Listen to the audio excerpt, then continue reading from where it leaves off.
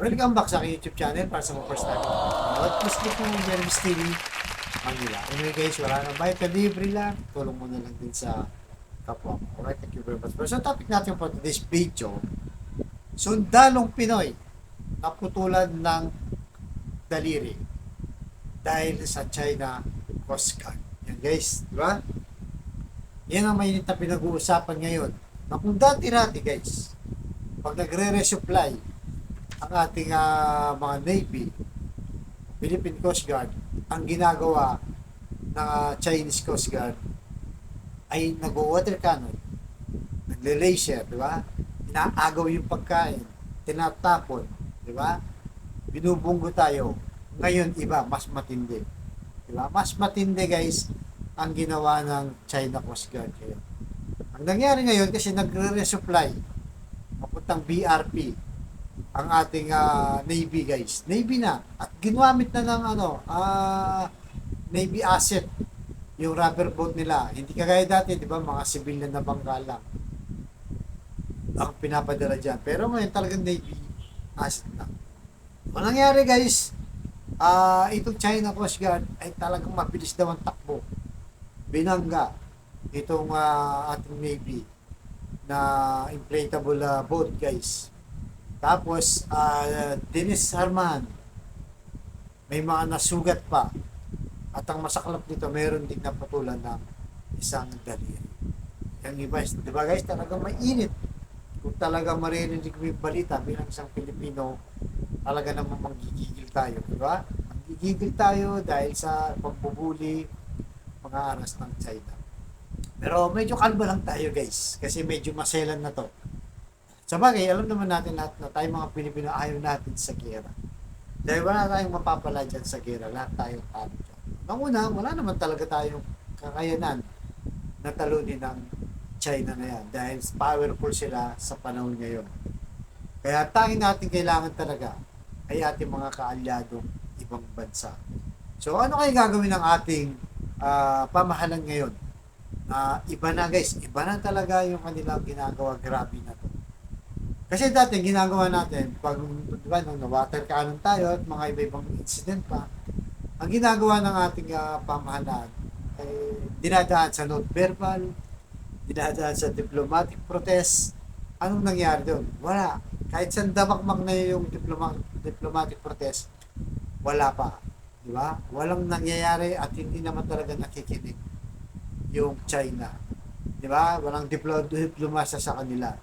Kahit nga nung panahon pa ni Digong na kanilang BFF, di ba, patuloy ang kanilang pangaharas at pananakop sa ating teritoryo. Di ba? Kaya nga dapat mas ma-level up na ang kanilang gagawin ng ating gobyerno. Di ba? Mag-iba na. Pwede yung palayasin na yung ambassador dito guys. Para makatikim naman ng ganti. Pero diplomasya pa rin yun, di ba? At dapat action na talaga yung gobyerno. Pero actually guys, may mga magandang suggestion na dito na dati pa itong si Senator Rizon de Veros, di ba? Nag-file siya ng resolution sa Senado na dalhin na yung usapin na yan sa UNGAS. Ano ba yung UNGAS? Hindi yung masamang tao guys ha. Yung United Nations General Assembly na kung saan doon natin kailangan matulog. Pero ano nangyari nga ba doon? Bakit natulog? Kumontra kasi guys, itong si Cayetano na umepal. Diba? Sinasabi niya hindi. Ang presidente ang dapat mag-desisyon yan ng magkaroon ng siya yung architect, foreign architect ng bansa. Tama naman yun, di ba? Siya yung foreign architect. Pero sa tingin natin, yun yung tamang paraan. Lalo pa guys, lalo pa ngayon, sa dami ng in-expose ng Philippine Coast Guard, di ba? Yung mga video nakita ng ibang bansa, kahit yung mga world news channel, pinapakita na nakikita nila kung gaano talaga ka-agresibo ang pambubuli ng China. So marami nang nakipagsimpatya sa atin. Even yung G7, di ba guys? Yung G7, kinokontra na nila yung gawain ng China. So kilala niyo naman siguro kasi yung G7, yan mga powerful na bansa. Kasama nila ng US, yung Japan, Germany, France, yung EU, yan guys, 7 yan na malalakas na bansa. At Sinabi nila na kinukundina nila ang gawain ng China. Dapat kilalanin ang international law, di ba? Ito yung UNCLOS o United Nations Convention Law of the Sea. At yung 2016 kung saan nanalo tayo dun sa Netherlands, yung arbitral ruling natin. Yan ang kinikilala ng buong mundo at nakiisip pa siya sa atin. Kaya nga dapat nga, dali na yan sa United Nations para umaksyon naman yung United Nations. Yan ang tanging makakapigil lang dyan. Kung tayo lang guys, kahit anong gawin natin, hindi yan titigil. Di ba? So, actually, sabi ng mga ibang security council o mga expert dyan guys, sinasabi nila ang tactics daw o ang estilo ng China ay hindi naman talaga yung makikipaggera, magdideklara. Di ba? Ang ginagawa nila ay yung grace. Ang ginagawa nila guys ay yung gray, tawag dito, gray zone. O ang ibig sabihin, yun nga, yung pambubuli, pag-water cannon, para matakot ang ating bayan, ang ating mga Coast Guard dyan, Navy, para matakot. Talagang gagawin nila lahat para matakot at para madali nilang makuha ang territory natin. So pag nakuha na nila yung territory natin, nanalo na sila guys. Nang walang kahirap-hirap, hindi na sila kailangan gumera pa. Kasi alam naman natin, pag gumera yan, kahit pa paano, gagastos din yan. Malaki rin ang impact yan sa kanilang ekonomiya.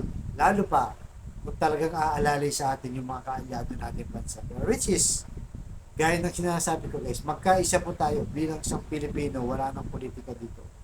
Pero mas maganda, idaan natin muna sa dasal guys. Lahat tayo magdasal, lalo na karamihan sa atin Kristiyano, kahit mga kapatid natin mga Muslim guys. Mas powerful ang dasal kaysa sa China na yan. Walang higit pa. Walang sinabi yan. Pagka tayo sama-sama nagdasal. Diba? At sana gumawa ng aksyon ng ating gobyerno. Dahil pag nakuha na nila yung ating West Philippine Sea, napakadali sa kanila guys. Kaya nga, di ba? Kaya nga kinukuha yan dahil sa mayaman na resources natin. Yung oil natin yan, yung gas, yung mga isda, mayaman yan guys. Di ba? Kaya nga talagang nagka-interest sila dyan. Kaya ngayon, ang ginagawa nila, talagang na-arrestuin na. Nagdeklara na sila, di ba, noong June 16, na sino mo pupunta daw, i-arrestuin. Kaya sana huwag matakot ang ating gobyerno para ipaglaban. Sa bagay, in fairness naman, kay Pangulong Bongbong Marcos, lumalaban naman talaga. Malayong malayo kay Digong guys, na kulang na lang ipamigay. Kaya sana nga, talagang may paglaban natin to para sa ating bayan. Kailangan natin dito pagkakaisa. Yung mga pro-China, ang mga propagandista, na mga vlogger o mga supporter ng China, ipadala na yan sa China. Ipadala na yan. Hindi natin sila kailangan dito. Tayo ay magmalasakit sa ating inang bayan. Gaya na sabi ko, sana wag sa gera, sa panalangin tayo umasa at sa magandang aksyon ng gobyerno para mauwi ito kahit pa paano sa kapayapaan. Hangad natin lahat guys. Hangad natin lahat dyan dahil mahirap kung pumasok tayo sa gera. Kaya dapat manalo tayo sa diplomasya kung saan sana nga magsalita na si Pangulong Bongbong Marcos. Dalhin nito sa UNGAS o United Nations General Assembly ng buong mundo. So kaya guys, anong masasabi nyo sa ginawa ng China? At tama ba yung suggestion natin na ginawa na ni Senator Ontiveros, di ba, Risa? Itutuloy na lang yun guys, yung kanyang pinail na resolution sa sila. Alright guys, ganito lang po.